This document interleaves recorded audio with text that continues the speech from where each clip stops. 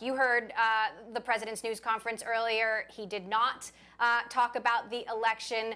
He did come as close as he's come so far to conceding by talking about how there would be no national lockdown on his watch, sort of implying there might be a new watch coming in. As a business leader, you know, does this uncertainty concern you, or do you just proceed as if Joe Biden has won this election? Yeah, sure. Well, first of all, I think that's probably the best we're ever going to get from the president on this front. So, but it might be an indication around his thinking as much as you could possibly need right now.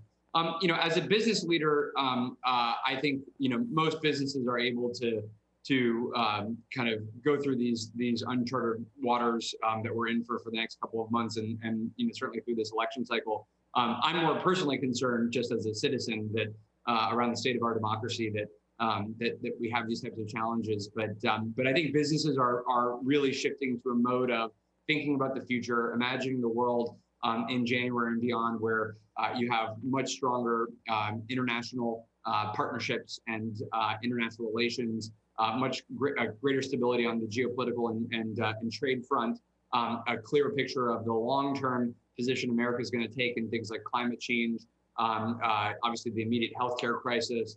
And then I think what is maybe, you know, most impactful to the tech industry is how do we ensure that America remains at the forefront of competitiveness in technology and innovation-centric industry. So how do we want to think about immigration reform? How do we think about STEM education in the US? How do we ensure that the future of regulation from a privacy and encryption standpoint are all pointed in the right direction? So these are the topics that I think are going to be very defining over the next couple of years that will shape the next decade and beyond of America's competitiveness. So what do you think and hope a Biden administration will mean for the tech industry, given all of those issues that you just laid out are very important issues for Silicon Valley?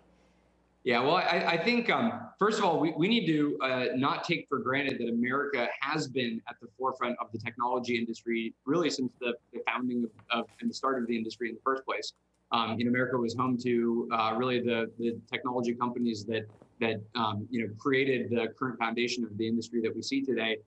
If you go all the way back to companies like IBM and HP and Intel and so on. So we shouldn't take that position for granted.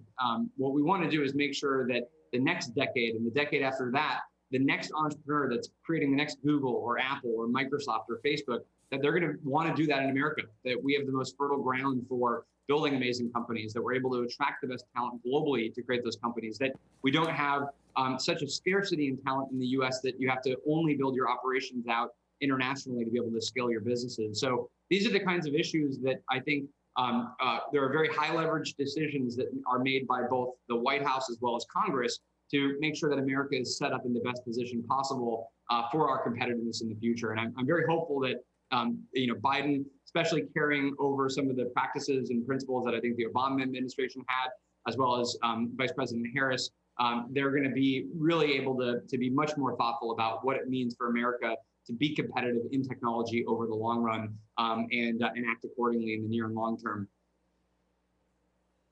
Now, on that note, Biden hasn't detailed his thoughts on antitrust, but a number of big tech companies, especially Google, are facing antitrust scrutiny. Google has been sued by the Department of Justice. I interviewed Yelp CEO Jeremy Stoppelman earlier this week, who has not been shy about his views here. Take a listen to what he had to say. We've been kind of shouting from the rooftops for a very long time that, you know, there is a monopoly problem in this country, and in particular, there is a Google problem in this country. And Google, you know, has behaved illegally, and you know, has leveraged its monopoly in ways that are destructive to innovation and competition, and bad, you know, it's bad for consumers, you know, bad for small business owners. And so it was great to see some, you know, some early validation of that from the DOJ. Aaron, Box competes with large companies like Google, like Microsoft. What do you think?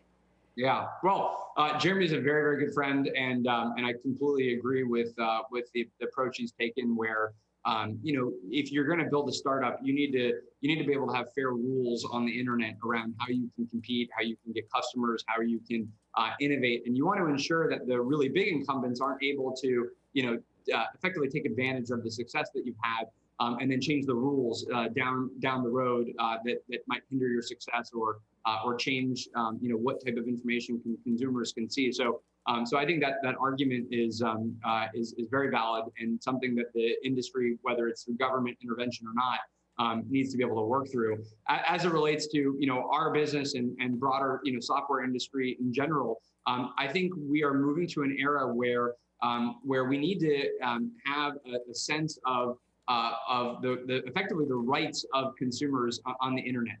And I control my data. I control the data that I put into different platforms. I know that there's going to be interoperability between different systems. It's going to be a fair marketplace for competition to be able to emerge. So I think these are incredibly important topics and issues, and I think it's something that certainly the new administration is going to be taking on in a significant way. Congress is already obviously starting down that path.